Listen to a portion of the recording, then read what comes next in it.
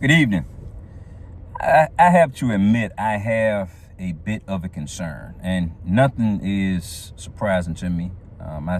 Say it quite often. Everything that is happening is playing out before our very eyes, but in God's perfect time, not our prediction, in God's perfect time. The thing that is concerning me, and I should say is not surprising me, but nevertheless, it still concerns me, is that how the world seeks, how can I put it? The world is seeking an answer from entities outside of Christ. And when I say the world, let me be more specific, because I said it wrong. Christians. There are some Christians seeking peace and seeking the answer to this world's sin problem from other outside entities that are not even of Christ, that do not believe in Christ. I just listened to an interview, and I'm not going to call the actor's name out. It's not what time I'm on right now. But it was a certain entertainer, okay, played on a sitcom, and he had an interview with I might be giving away, but I'm not going to give the name. He had an interview with a gospel hip hop artist. And this gentleman said he was asked that he believe in God. And his answer was, and I'm paraphrasing, his answer was that he had a praying grandmother. Okay. And outside of that, he said, well, I do believe there's a universal oneness. There is something out there. He said everything but answer the question. We have other people out here who are claiming to be Christians. Now, this gentleman, to be honest with you, based off his answer, I couldn't tell you. Based off the answer that he gave to the question, one could take from that he's not a Christian, okay? But we have those who profess Christ strong, okay? They will tell you, but they are seeking the answer. They are seeking the adulation, if you will, from others.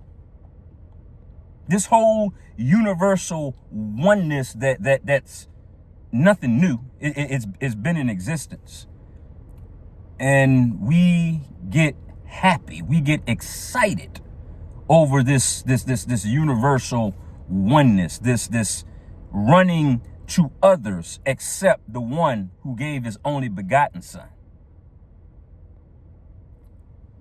And that's concerning. You see, I would expect that from those who don't profess Christ, but the Bible, it clearly speaks of those that will indeed seek other avenues rather than him. And it would be the very ones who in the present day would claim and say that they believe. At the end of the day, and I'm talking to my brothers and sisters in Christ, that's who I'm talking to, because this is what I'm concerned about. I'm concerned about the lost as well. The ones who claim to know Christ, they get all riled up, if you will, from things that have nothing to do with Christ. To be clear, Jesus is the only way. Jesus is the only true way to peace. Peace that will sustain you. Peace that will hold you even when the world is chaotic. It doesn't go away on the whim. It's not off an adrenaline rush. No. That's the peace that stays with you. Brothers and sisters in Christ, be very careful what you go after. Be very, very careful what you seek. Be very, very careful to the individuals that you try to get the answer from. The enemy is deceptive. The enemy will tell you what you want to hear, tied up in a nice, pretty bow. And some of us would just take it willingly, not knowing the repercussions that come with it. Everything that shines, everything that glitters, it's not gold. There is counterfeit. There is such thing as a counterfeit peace. Take what you want from it. I'm not going to make this about one person or one particular faith, because I'm not going to do that, because it's many. It's many. It's not just one. Be careful what and where you get your peace from. True peace ultimately comes through Christ. Through Christ alone. That's true peace.